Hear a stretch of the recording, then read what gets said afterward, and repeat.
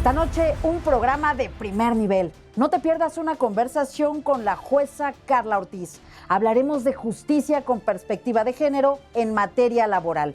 En Tiempo de Mujeres llegamos todas. Comenzamos. La justicia con perspectiva de género también se decide en el trabajo, en el salario y en el derecho a un ambiente libre de violencia. No es opcional. Es un mandato constitucional que debe sentirse en cada contrato, en cada inspección, en cada sentencia. Garantizar los derechos laborales de las mujeres implica cerrar la brecha salarial, erradicar el acoso y reconocer los cuidados con corresponsabilidad. Licencias equitativas, salas de lactancia, seguridad social y verdadera conciliación. Del campo a la oficina, de la fábrica a la plataforma digital. Porque cuando el trabajo tiene derechos, la vida tiene futuro. Que la ley llegue a donde están ellas y no al revés. Ahí se juega la igualdad. En Su Voz, Su Tiempo, decimos claro, es tiempo de mujeres también en la justicia laboral. Carla Ortiz es jueza de distrito especializada en materia laboral en el Estado de México. Integra el Poder Judicial de la Federación desde hace más de 2 décadas. Es licenciada en Derecho con especialidades en Amparo, Derecho Penal, Derecho del Trabajo y Justicia Laboral. Cuenta con 2 maestrías en Derecho Penal y Laboral. Desde 2002, es docente de la Escuela Federal de Formación Judicial. Desde 2025, fue reconocida como primera titular de un Tribunal Laboral Federal en implementar el modelo de innovación judicial. Carla, bienvenida a Su Voz, Su Tiempo. Muchísimas gracias por estar en este programa. Al contrario, Claudia, gracias por la invitación. Un placer estar aquí. Te agradezco que sobre todo puedas venir con tu experiencia, con tus conocimientos en materia laboral, porque es muy importante que las mujeres que están en todo el país puedan ir entendiendo cuáles son sus derechos para poder ejercerlos. Entonces, hablar de justicia con perspectiva de género en este país todavía sigue siendo muy nuevo. ¿Qué nos puedes platicar sobre este concepto de la justicia con perspectiva de género? Sí, pues la justicia con perspectiva de género es una herramienta que se ha utilizado recientemente y que estamos obligadas las personas juzgadoras a implementar en todos los asuntos, ¿no? Pero esta parte de ser mujer, yo tengo 23 años de carrera judicial, 20 de ellos han sido en la materia laboral y he podido ver cómo en varios asuntos laborales, la materia laboral es una materia social directamente. Todos, de alguna u otra manera, estamos relacionados con el trabajo, ya sea como empleadores, como trabajadores, en algún momento de nuestra vida. Pero es importante que, por ejemplo, México fue un país pionero al establecer y regular el trabajo de las mujeres. Pero esto en la ley, ¿no? En la Constitución. Ya en lo real, en lo material, pues fue muy difícil, ¿no? Porque evidentemente hay cuestiones, hay labores que dedican las mujeres y que no son consideradas como trabajo, ¿no? A mí me encantaría, con toda esta experiencia que tienes, Carla, que nos pudieras poner algunos ejemplos. Tú como jueza, en muchas ocasiones has aplicado esta perspectiva de género. Me encantaría que nos platicaras algún caso.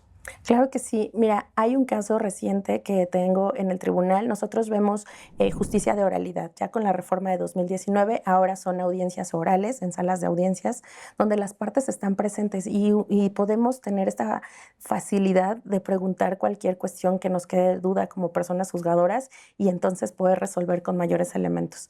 En este caso es una médica residente. Ella estudiaba y estaba haciendo su residencia en un hospital, sin embargo, estaba en el área de urgencias. Sufría de acoso laboral, realmente sus superiores la hacían trabajar guardias hasta de 48 horas, lo que evidentemente impactaba en su rendimiento escolar. ¿Por qué llega este asunto al tribunal?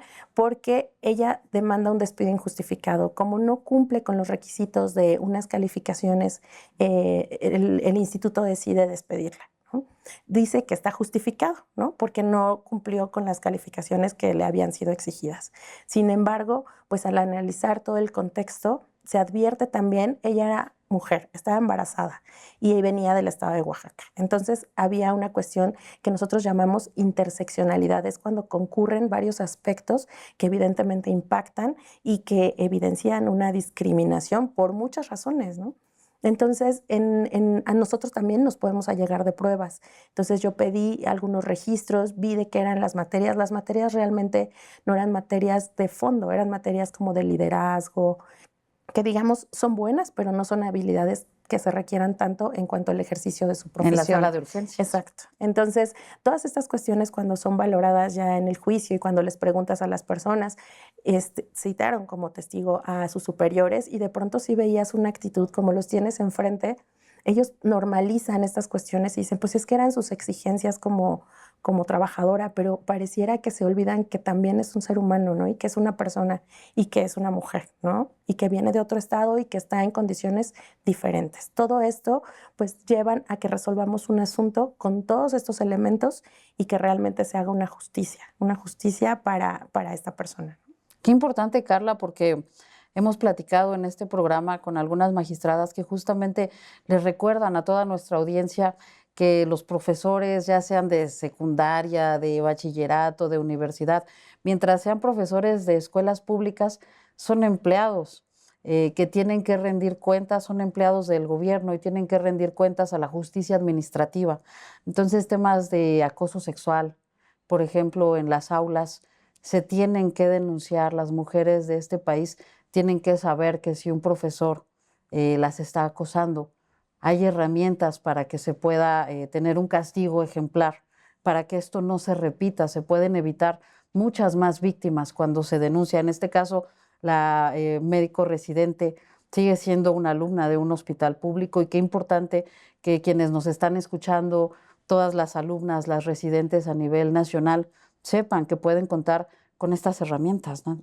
Claro, porque se confunde muchas veces la exigencia y en estar aprendiendo como que tienes que someterte y renunciar a derechos que son básicos, ¿no? Porque al final, aun cuando está estudiando y aprendiendo, pues tiene derechos laborales que se deben respetar, como son la jornada, el salario, derecho al descanso. Carla, platícanos otro caso, de estos casos impactantes, de estos casos que por supuesto han pasado eh, por tu experiencia y que le pueden ayudar a otras mujeres a lo mejor a pensar, bueno, a mí eso me pasó y yo ni siquiera sabía que podía denunciar, que podía ejercer mis derechos en este aspecto.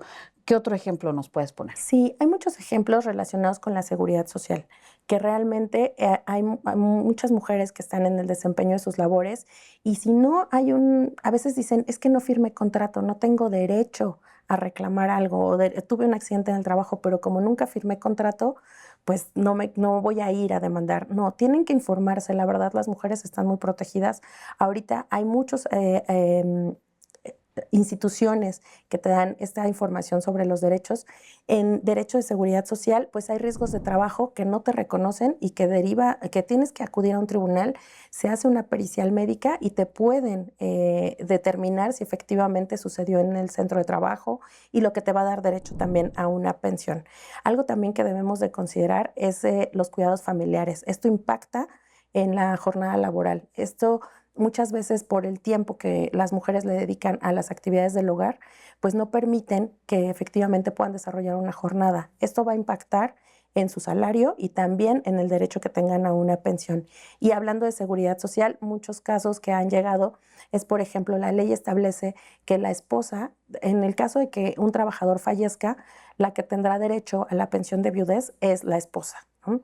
Y si hay una concubina, entonces, o dos más concubinas, la única que tendrá el derecho es a la esposa, y si hay dos más concubinas, ninguna tendrá derecho a la pensión. Ya la Corte ha establecido todo lo relacionado con estas relaciones de hecho, que en el libre desarrollo de la personalidad, una persona puede elegir la forma en la que va a formar una familia. Y esto implica que existan posiblemente varios núcleos familiares, ¿no?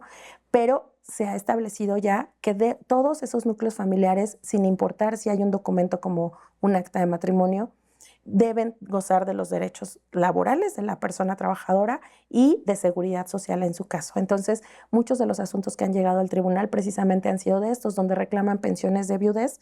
Se decide otorgarles a ambas las pensiones de viudez, se dividen, pero también las prestaciones de seguridad social, que eso es algo que no está regulado, que evidentemente tiene un impacto para la economía del Estado, del Seguro Social, pero que al final protege el derecho a la salud y el derecho, pues, de tener una familia. Carla, platícanos, tú eres jueza en el Estado de México y te ha tocado vivir también muchos casos de las trabajadoras del hogar. Platícanos algún caso que te haya impactado sobre las vivencias de estas mujeres que tanto nos ayudan y que por supuesto es importante también hablar de sus derechos. Claro, fíjate que el trabajo del hogar ha sido recientemente regulado y aún así todavía estamos en este camino de implementar todas las cuestiones para proteger los derechos laborales, ¿no? Lo cierto es que aquí hay muchos casos donde se niega la relación de trabajo ante estas faltas de formalidades, de darla de alta en el Seguro Social, de firmar un contrato, de darle un recibo, de que registre una hora de entrada y de salida, como pudiera ser en otro centro de trabajo. Muchas veces las partes demandadas niegan la relación de trabajo, ¿no? Y nosotros, precisamente, al juzgar con esta perspectiva de género, lo que hacemos es que nos allegamos de pruebas, ¿no? Entonces podemos hacer inspecciones en el domicilio, podemos hacer entrevistas o podemos allegarnos de algunos registros, tal vez si están en un edificio o hay una caseta de vigilancia, pedir los registros para ver si esa persona ingresó. Hay muchas mujeres que terminan incluso encarceladas por acusaciones de robo. ¿Qué nos platicas al respecto? Sí, aquí es muy importante, hay un criterio donde dice que se debe de juzgar con interseccionalidad en el caso de mujeres que han sido condenadas o denunciadas por robo a casa-habitación cuando sean trabajadoras del hogar, porque evidentemente hay una desigualdad estructural, o sea, han estado en un sector vulnerable y que no ha sido protegido por muchos años, ¿no? Entonces, cuando las personas juzgadoras tienen esos asuntos, deben de juzgar con interseccionalidad, ser más específicos, más precavidos en recabar pruebas, en cuestionar los hechos, en evidenciar esta situación de poder que hay entre el empleador y la trabajadora del hogar, que por cierto, en su 90% son mujeres. ¿Recuerdas algún caso que te haya impactado en particular, Carla? Pues realmente en trabajadoras del hogar cuando sufren accidentes de trabajo, imagínate, niegan la relación de trabajo y tienen un accidente que les produce una incapacidad, pues realmente puede impactar en la vida y es una madre de familia, ¿no? Una mujer, una madre autónoma. Entonces, todos estos casos de ver a los pequeños en las audiencias, o sea, no están en la sala de audiencias como tal en donde está el área de la trabajadora, pero están en el área del público.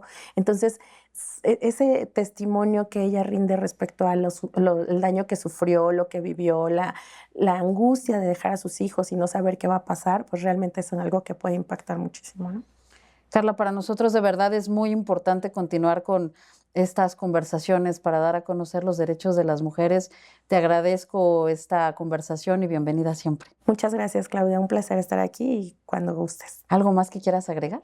Pues únicamente que hay que recordar que efectivamente las mujeres hemos estado históricamente en una desigualdad, pero que vamos avanzando y que vamos abriendo brecha para las siguientes generaciones, ¿no? Muchas gracias, gracias Carla. Gracias. Y gracias a usted por acompañarnos. Tenemos una cita el próximo sábado a las 11:15 de la noche para conocer los derechos de las mujeres y por supuesto para poder ejercerlos.